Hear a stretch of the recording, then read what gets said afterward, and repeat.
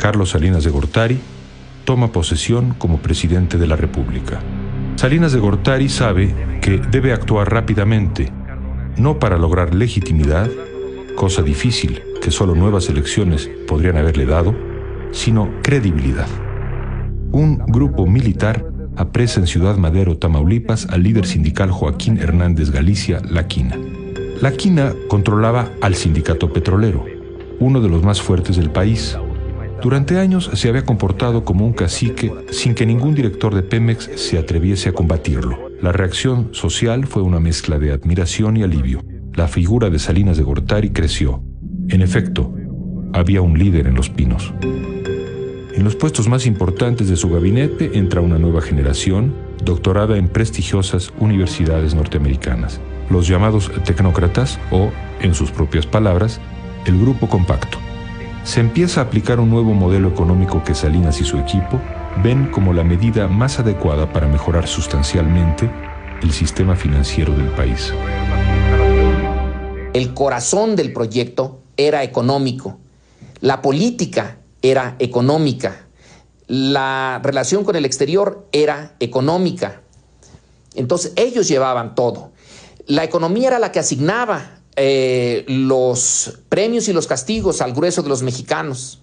Salinas actúa en consecuencia y se atreve a plantear el Tratado de Libre Comercio con los Estados Unidos y Canadá. En los meses siguientes se dedica a promover el proyecto con toda determinación. El prestigio interno de Salinas crece y cuando dice que México puede ingresar al primer mundo, lo cree en verdad.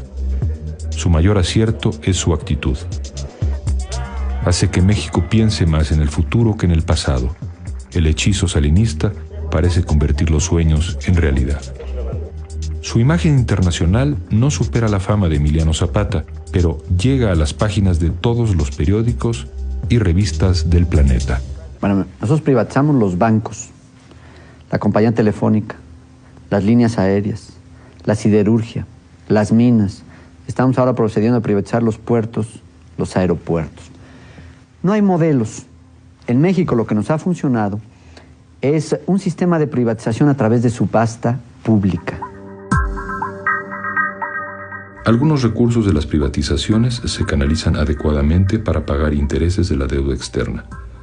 Otros se utilizan para promover obras de beneficio social en un programa que tiene un éxito notable en casi todo el país. Se llama Solidaridad. Irrumpió con toda legalidad, desconoció a la autoridad estatal y municipal. El presidente de la República se convirtió en el presidente municipal de todos los mexicanos. La modernización también exige una transición hacia la democracia.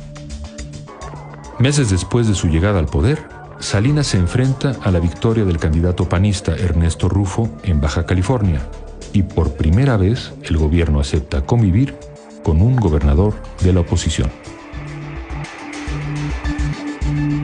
Sin embargo, la reacción de Salinas de Gortari fue totalmente distinta durante las elecciones para gobernador en agosto de 1991. En Guanajuato, el presidente se niega a aceptar la derrota del candidato del PRI, Ramón Aguirre, frente a Vicente Fox, el candidato del PAN. Algo similar sucede un año después en Michoacán, cuna del cardenismo, donde Cuauhtémoc Cárdenas había sido gobernador. Salinas tampoco reconoce el triunfo que reclama Cristóbal Arias, candidato del PRD. Las elecciones en San Luis Potosí tienen una gran trascendencia simbólica debido a la gran estatura moral del candidato de oposición, Salvador Nava, el caudillo cívico de los años 60, enfermo de cáncer, da su última pelea por la democracia. Lo postula el Frente Cívico Potosino, formado por una coalición del PAN, el PRD y el PDM. El Congreso del Estado otorga el triunfo al candidato del PRI, Fausto Zapata. En diciembre de 1991, sintiéndose dueño del poder y apoyado por la fracción parlamentaria del PAN, Salinas ordena quemar los paquetes de la dudosa votación de 1988 que estaban resguardados en el sótano de la Cámara de Diputados. 2 meses después, en el aeropuerto de Guadalajara, es asesinado el cardenal arzobispo Juan Jesús Posadas Ocampo. Finalmente, en noviembre de 1993, el Congreso norteamericano aprueba el anhelado Tratado de Libre Comercio. Para Salinas de Gortari, no era el triunfo, era la gloria misma. Días más tarde pudo destapar a su protegido político, Luis Donaldo Colosio, su fiel colaborador y, en ese momento, su secretario de Desarrollo Social. ¡Vamos por más progreso para México! ¡Que viva Carlos Salinas de Gortari! ¡Que viva el Partido Revolucionario Institucional! ¡Que viva México!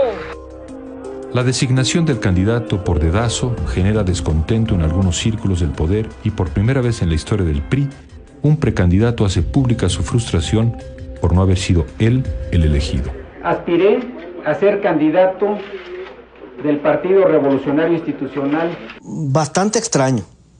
Yo creo que es inédito que algún presunto del PRI presidencial, porque no le había tocado, se soltara haciendo un berrinche.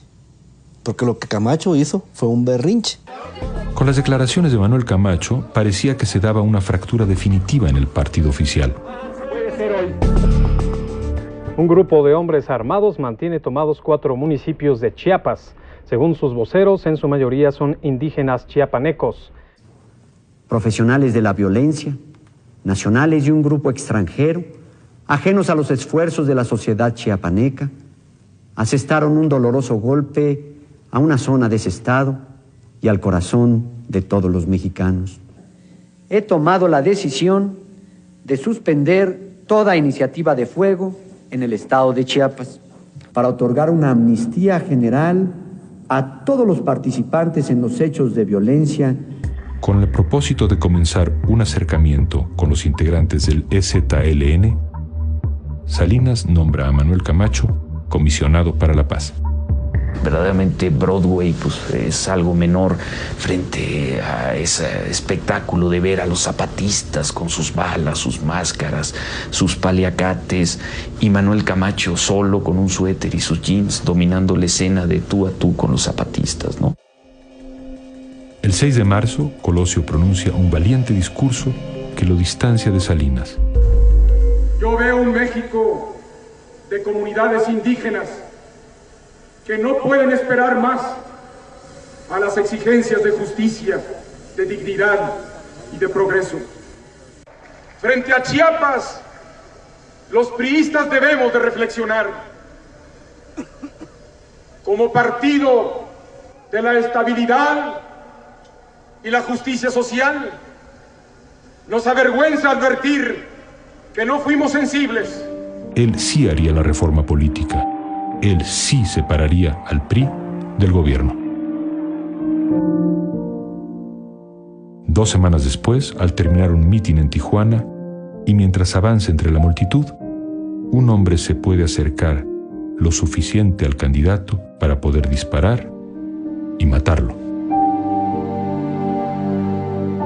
La posibilidad de elección del nuevo candidato es, por razones jurídicas, muy reducida.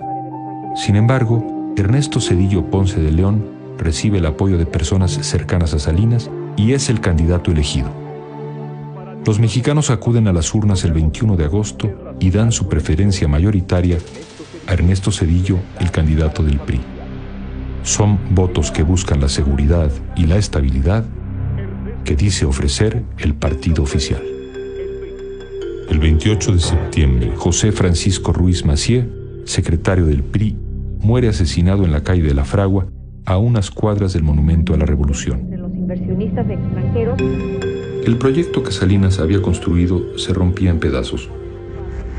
El país queda en vilo y el hechizo del sexenio se transforma en caos e incertidumbre.